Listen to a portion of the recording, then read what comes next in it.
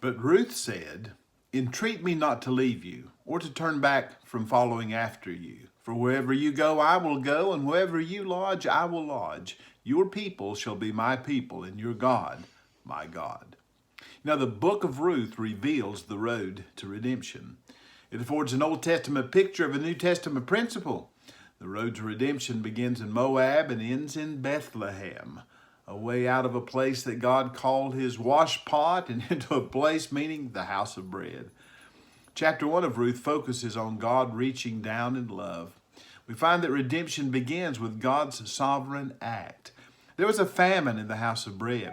Elimelech packs up his family and migrates to Moab, seeking greener pastures.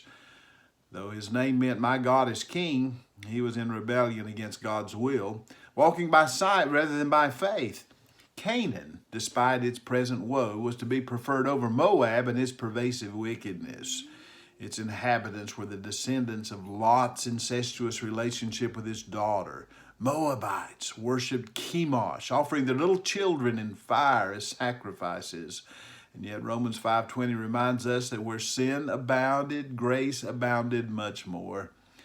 Despite Elimelech's sin, God was still king, and in his sovereign grace had chosen to overrule his straying child's disobedience and reach a Moabite girl who was not looking for God. God, however, was looking for her. As I survey my past, I can see how God was working even during my period as a prodigal to reach me, circumstances that directed to drive me to himself. So 2 weddings and 3 funerals took place in Moab. The chastisement of God fell upon Elimelech and his sons. They were defiant against God's will, going where they should not and marrying those they ought not. And Romans 6:23 reminds us the wages of sin is death. Yet without these sorrows, Ruth would have never journeyed to Bethlehem, where she would meet Boaz, her kinsman redeemer. She might have become bitter toward God. Many do when facing tragedy. She could not have understood what this God of the Hebrews was up to, but later she would. You know, we live life forward, but we understand it backward. All that God does ultimately is for his glory and our good.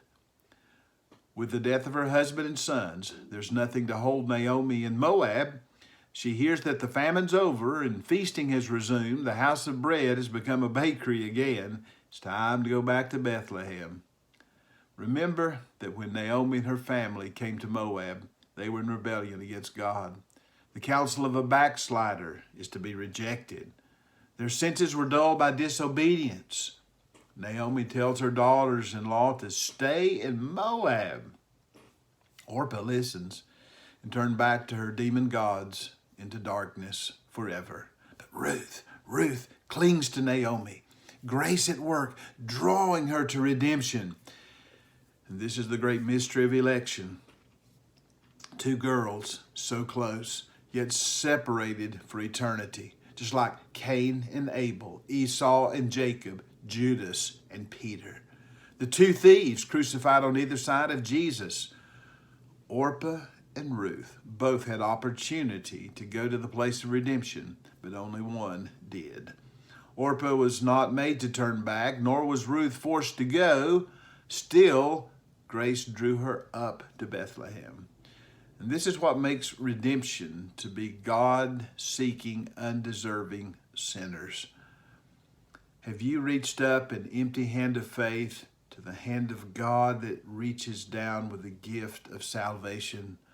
Are you an Orpah or a Ruth?